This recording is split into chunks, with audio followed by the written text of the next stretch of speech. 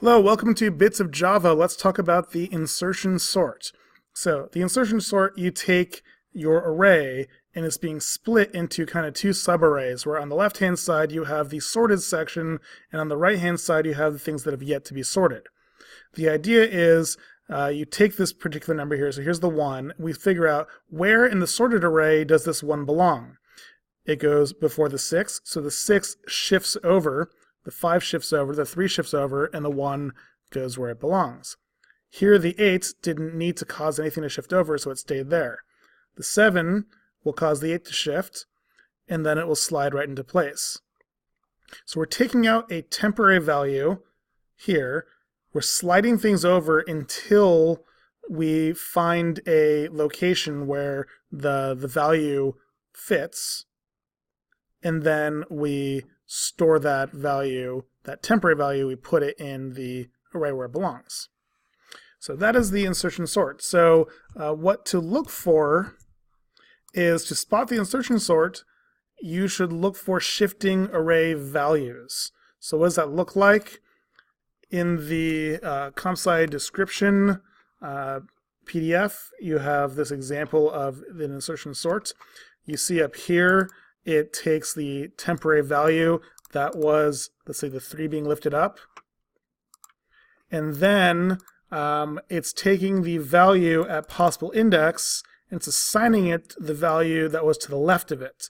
That's the shifting to the right, because if you're taking a value here, this value here, and you're assigning it the value that's to the left, that's moving the 8 to the right, and then the temp slides into place. So on a question on the exam, they would ask you, like, what does the array look like after a certain number of iterations? So let's say that we have the initial array. This is the initial configuration of the array. Let's say that we want to go through at 3 iterations. So what does this look like after 3 iterations of insertion sort? You always have the very first item in the list is automatically sorted, just because a list of 1 is always in order.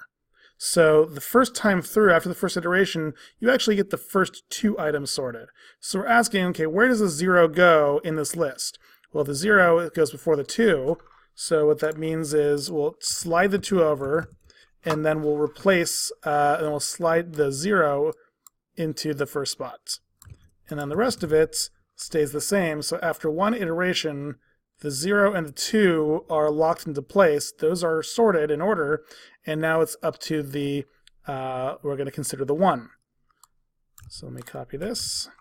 So iteration number 2. These 2 are already locked into place. We're considering the 1. So where does the 1 go? The 1's going to cause the 2 to slide to the right.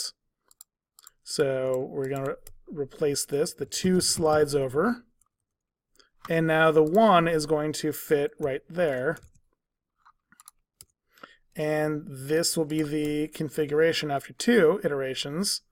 And after 2 iterations of insertion sort, 3 are locked into place. If we do one more, now it already looks like the 8's in order, but the program has not considered the 8 yet. So even though it already looks in order, we still have to take the one step here that actually says, okay, let's copy this and paste it down there. Yes, the 8 belongs right here. It is in place there. So nothing actually changed.